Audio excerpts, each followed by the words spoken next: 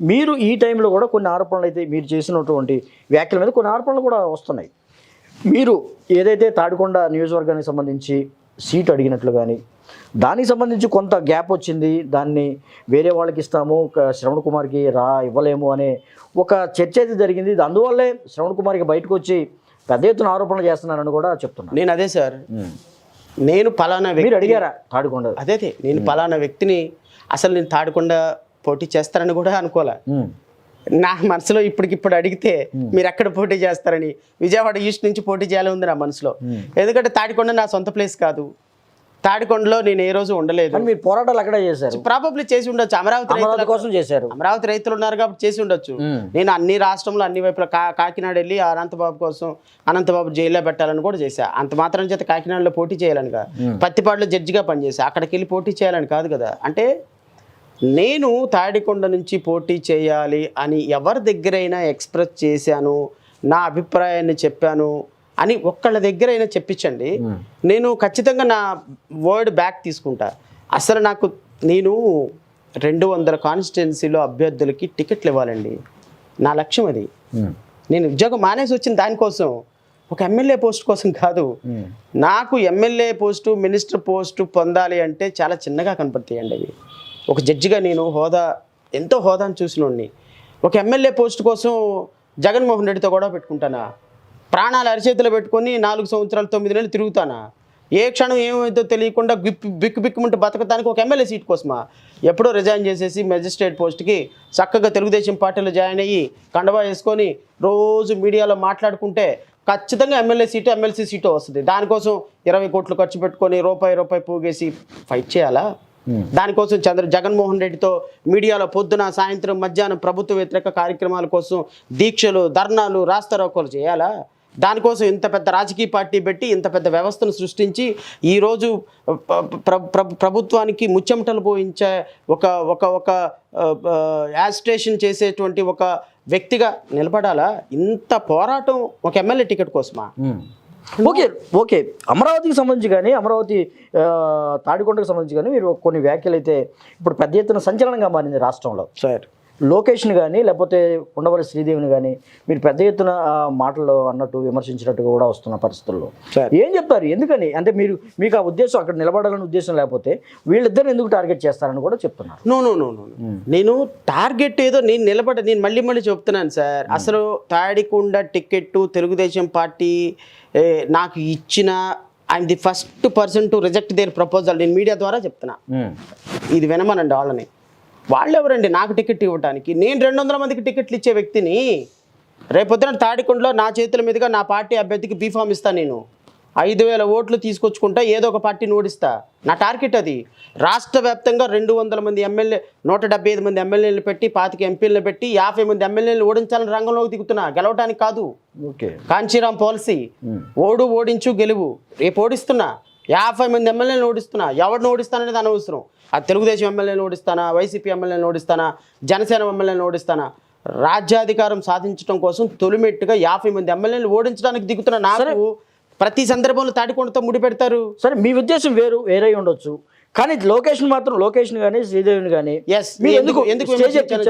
నేను నిన్న డిస్కషన్ చేసే ప్రాసెస్లో భాగంగా అమరావతి విషయం వచ్చినప్పుడు, అమరావతిలో తెలుగుదేశం పార్టీ చంద్రబాబు నాయుడు గారు ఇలా తప్పులు చేశారు, ఇది మంచిది కాదు అని చెప్పిన మాట ప్రాసెస్లో భాగంగా నారా లోకేష్ కూడా 4 సంవత్సరాల 6 నెలల పాటు పచ్చి బూతులు తిట్టినటువంటి తెలుగుదేశం పార్టీని, నారా లోకేష్ని ఆడంగిల వెధవ, గాజులు వేసుకో అని తిట్టిన ఉండవల్లి శ్రీదేవిని, అమరావతి రైతులు విపరీతంగా అమరావతి రైతుల మహిళల మీద విచక్షణారహితంగా ఎన్నిసార్లు లాఠీచార్జి జరిగి బట్టలు ఎగిరిపోయేటట్టు బట్టలు ఊడదీసి ఇష్టం వచ్చినట్టు ఆడపిల్లల్ని కొట్టిన సందర్భంలో కూడా రైతుల మీద వేల కేసులు పెట్టినప్పుడు కూడా స్పందించని ఎమ్మెల్యే జగన్మోహన్ రెడ్డి దగ్గరికి వెళ్ళి జగనన్న నువ్వు లబ్డబ్బని గుండె కొట్టుకుంటుందని చెప్పినటువంటి ఎమ్మెల్యే, ఆ ఎమ్మెల్యే ఆమెకి మంత్రి పదవి రాలేదని, ఆమెకి ఏదో జగన్మోహన్ రెడ్డి దగ్గర ఇది జరిగిందని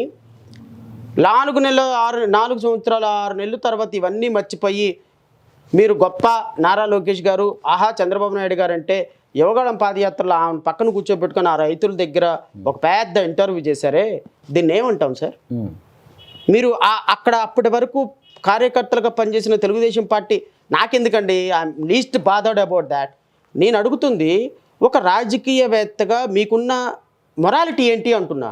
మీరు ఆమెను పక్కన కూర్చోబెట్టి చేసి అక్కడ ఉన్నటువంటి 4 సంవత్సరాలు 9 నెలలు పనిచేసినటువంటి మీ కాన్స్టిట్యున్సీ కన్వీనర్ని అవమానపరిచారు. మాలాంటి వాళ్ళందరినీ పిచ్చోళ్ళని చేశారు. అమరావతి కోసం పనిచేసి అరెస్టులు అయ్యి లాఠీ చార్జీలు తిని నైట్లు దాక్కొని మేము రోడ్ల మీద పడి కూర్చొని అమరావతి కోసం పోరాటం చేసిన మాలాంటి వాళ్ళని అరెస్ట్ చేయించిన ఉండవల్లి శ్రీదేవిని పక్కన కూర్చోబెట్టుకొని మీరు అవమానం చేశారు. What is it called? దీన్ని మనం సమర్థించాలా? దీన్ని అద్భుతమైనటువంటి విజనరీ లీడర్ అని నారా లోకేష్ అనాలా? Why should I? ఓకే, కరెక్టే. మీరు ఉండవల్లి శ్రీదేవి 4.5 సంవత్సరాలుగా వైఎస్ఆర్సీపీ ఎమ్మెల్యేగా ఉంది. ఇటీవల కాలంలో ఏదో డిఫర్ అయ్యే మొత్తానికి ఏదో వచ్చింది. మరి ఆదరించొద్దంటారా? సార్ ఒక మాట, చెంతకు చేరినటువంటి ఒక వ్యక్తిని కానీ ఒక ఎమ్మెల్యేని కానీ చేర తీసుకోవద్దని మీ స్టాండ్? అవును, రేపొద్దున కొడాలి నాని వస్తాడు, చేసుకుంటారా? కొడాలి నాని వస్తాడు వైసీపీలో నుంచి తెలుగుదేశానికి, చేర్చుకుంటారా? అంటే విధానాలు మారొచ్చేమో దాన్ని. అదే అమ్మనా బూతులు తిట్టిన కొడాలి నానిని చేసుకుంటారు. ఇప్పుడు మీరు 5 సంవత్సరాలు ఎక్కడున్నారో తెలియని నారాయణని చేర్చుకుంటారు. వంశీని పచ్చిబూతులు తిట్టిన వంశీని చేర్చుకుంటారు. జోగి రమేష్ని చేర్చుకుంటారు. ఇలాంటి వాళ్ళందరినీ తెలుగుదేశం పార్టీలో జాయిన్ చేసుకొని 23 సీట్లు 23 మంది ఎమ్మెల్యేలు లాక్కొని వైసీపీ నుంచి వాళ్ళకి 5 మినిస్టర్లు ఇచ్చినప్పుడు ఇప్పటికి కూడా చెప్తూనే ఉంటారు 23 సీట్లు వచ్చింది వేరే ఎమ్మెల్యేలు మీరు లాక్కున్నారని.